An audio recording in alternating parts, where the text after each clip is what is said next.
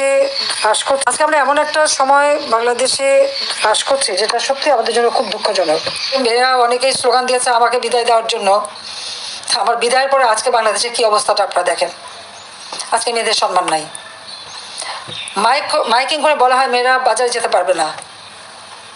মেয়েরা কিভাবে কাপড় চোপড় পরবে সেটাও জন্য একটা নির্দেশনা দিয়ে দেওয়া হয় এবং মেয়েদেরকে ঘর থেকে যেন বের হতে না পারি। আর অনবরত এখন তো ধর্ষণ জন্য একটা মহা উৎসবে পরিণত হয়েছে। যখন আওয়ামী লীগ ক্ষমতা ছিল এরকম ইপটিজিং বা ধর্ষণ যেটা যখন হলো তখন সঙ্গে সঙ্গে আমি আইন করে দিয়েছিলাম। এমনকি যে ধর্ষক তার পরিচয়টাই যেন প্রচার হয় এবং তার ক্যাপিটাল পানিশমেন্ট যাতে হয় সেভাবে আইন করে দিয়েছি। কিন্তু এই 2024 সালের আগস্ট মাসের 5ই আগস্টের পর থেকে আজকে কি অবস্থা বাংলাদেশে? মেয়েদের সব অধিকার একে একে কেড়ে নেওয়ার চেষ্টা হ্রাস করছে যেটা সত্যি আমাদের জন্য খুব দুঃখজনক। হাটে ঘাটে মাঠে মেয়েদেরকে অনবরত লাঞ্ছিত করা হচ্ছে। ক্ষমতা এসেছে একজন সুদখোর জঙ্গি নেতা ইউনূস, তার আমলে তো কেউ আন্দোলন করতেই পারছে না। 7 জুলাই থেকে 14 জুলাই পর্যন্ত আমাদের ছেলেমেয়েরা যে আন্দোলন করেছে বা 15 জুলাই পর্যন্ত আন্দোলন করেছে, ওই তাদের উপরে টিয়ার গ্যাস মারা, সাউন্ড গ্রেনেড মারা আমরা তো কিছুই করিনি। অথচ এখন মহিলা শিক্ষক বাচ্চা নিয়ে আছে, তার উপরে গরম পানি মারা হচ্ছে, তাকে গ্রেপ্তার করা হচ্ছে। মেয়েদের কাপড় চোপড় ছেড়ে স্বাধীনতা নষ্ট করা হচ্ছে, ওড়না টেনে নিয়ে যাওয়া হচ্ছে। এই ধরনের অনাচার কিন্তু চলছে। মাদ্রাসা শিক্ষকরা আন্দোলন করেছে, তাদের উপরে হামলা, 2 জন মারা গেছে, সেটা লাশ গুম করে ফেলা হয়েছে। গার্মেন্টসের মহিলা শ্রমিকরা আন্দোলন করতে গেছে, সেখানেও তাদেরকে হত্যা করা হয়েছে এবং তাদের উপরে চড়া হয়েছে। এখন সাথে সাথে তাদের উপরে নির্যাতন। ছাত্ররা আন্দোলন করে, সেখানেও নির্যাতন। আজকে আমাকে কেউ স্বৈরাচার বলে, তাহলে আপনারা বিচার করে দেখেন তো স্বৈরাচারটা কে? আমি তো সহনশীলতা দেখিয়েছি, আন্দোলন করেছে, সংগ্রাম করেছে, আমরা সহনশীলতা দেখেছি, আলোচনা করেছি, ছাত্রদের সব দাবি মেনে নিয়েছি। দাবি মানার পরেও তাদের এক দফা, অর্থাৎ আমি আর রেহানা 15 আগস্ট তো আমরা 2 বোন বেঁচে গিয়েছিলাম, কাজে আমাদের হত্যা না করা পর্যন্ত মনে হয় তাদের শান্তি ছিল না। রাখে আল্লাহ মারে কে, এটাই তো আমার জীবনে বাস্তবতা। গ্রেনেড হামলা, গুলি, বোমা, অনেক কিছুই তো বাংলাদেশের মাটিতে ফিরে আসার পর থেকে, সে 81 সালে আসার পর থেকেই তো আমাকে এর মুখোমুখি হতে হয়েছে। জানি না আল্লাহ রাব্বুল আলামিন বারবার বাঁচিয়ে দিয়েছেন, তথা বাংলাদেশের মানুষের জন্য কিছু ভালো কাজ করার জন্যই তিনি এবারেও আমাদেরকে রক্ষা করলেন। কিন্তু আমি যেখানেই থাকি, যত দূরেই থাকি, আমার মনটা বাংলাদেশেই আছে। আর আমাদের নারী সমাজ আজকে যেভাবে নির্যাতিত নিগৃহীত হচ্ছে, আমি তার নিন্দা জানাই।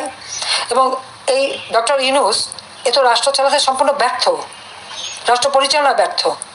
তিনি নারীর ক্ষমতায়নের কথা খুবই বলেন, দারিদ্র বিমোচনের কথা বলেন, কিন্তু কতটুকু দারিদ্র বিমোচন করতে পেরেছে? আজকে বাংলাদেশে যে দারিদ্র বিমোচন হয়েছে, সে 41 ভাগ থেকে 18 ভাগে নামিয়ে আনা, সেটা কে এনেছে? আওয়ামী লীগ সরকার ক্ষমতা আসার পর এই দারিদ্র বিমোচন হয়েছে। হত দরিদ্র। আর এই 15 বছর আপনি কি করছেন? দারিদ্রতা দূর করছেন 15 বছরে? সংখ্যা ছিল 25.1 ভাগ, আমরা তা 5.6 ভাগে নামিয়ে এনেছিলাম। এবং আমার লক্ষ্য ছিল যে বাংলাদেশের একটি মানুষও ভূমিহীন গৃহহীন থাকবে না। আমি জাস্টন প্রকল্পে ঘর বাড়ি তৈরি করে দিচ্ছি, সে 96 সাল থেকেই পর্যন্ত যাদের দিচ্ছি। সব জায়গায় আপনারা দেখবেন নারী পুরুষের ওই ঘরে। আওয়ামী লীগের মতন নির্লজ্জ কোনো রাজনৈতিক দল নাই। 2 কাঠা করে জমি এবং ঘর, সেখানে কিন্তু নারী পুরুষের সমান অধিকার দিয়ে দিয়েছি। এবং যদি কোনো সময় বৈবাহিক জীবনে কোনো সমস্যা দেখা দেয়, তাহলে ওই বাড়ির মালিক কিন্তু ওই নারীরাই হবে, আমি সেটাও নিশ্চিত করে দিয়েছি। অর্থাৎ আমার দেশের নারীরা তারা নিরাপদে থাকুক, তারা নিজেদের জীবন জীবিকা যথাযথভাবে করতে পারুক, সবসময় সেই চেষ্টায় আমি করে গেছি, সেই পদক্ষেপেই আমি নিয়েছি। এবং যা বলতে গেলে আমার মায়ের কাছ থেকে শেখা।